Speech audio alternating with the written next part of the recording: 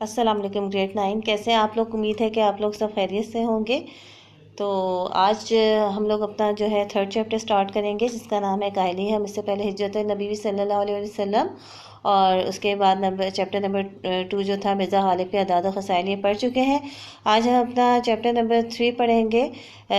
उन्वान है जिसका काहली। तो काहली का मतलब क्या है, यानी बहुत सुस्त होना, कोई काम काज नहीं करना, बिल्कुल काहिल हो जाना।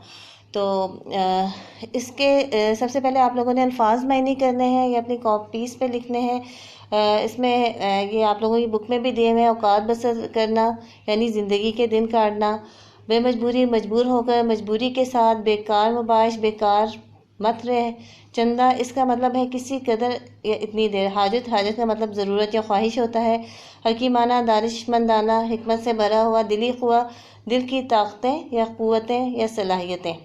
ठीक है। उसके बाद तबीयत सानी यानी दूसरी आदात, पुख्ता आदात, बेकमारबाजी जुआ खेलना, खराजदार खराज या महसूल ना देने वाले। ठीक है। फिर वैशी, वैशी का मतलब गैर मानूस है, जंगली वगैरह, ये मुराद किया जाता है। उसके बाद है विलायत।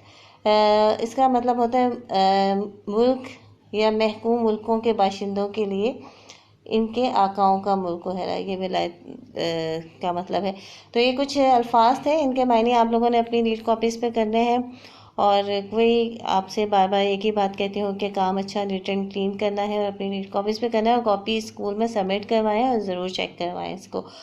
तो और अपना काम इकट्ठा बिल्कुल नहीं करना, डेली का डेली काम रोज़ाना करें। आज हमने इसका अल्फाज में नहीं किया, सबक को अच्छी तरह रीडिंग करनी है आप लोगों ने, और इसका जो खुलासा है वो अपने अल्फाज में लिखना है। ये आज का काम है आपका कि आपने अल्फाज में नहीं लिखने हैं और इसका खुलासा अपने अल्फाज में लिखना है। तो बाकी की जो एक्सरसाइज वगैरह है वो कल हम करेंगे। ठीक है। चलो, अल्लाह हाफिज़, थैंक यू।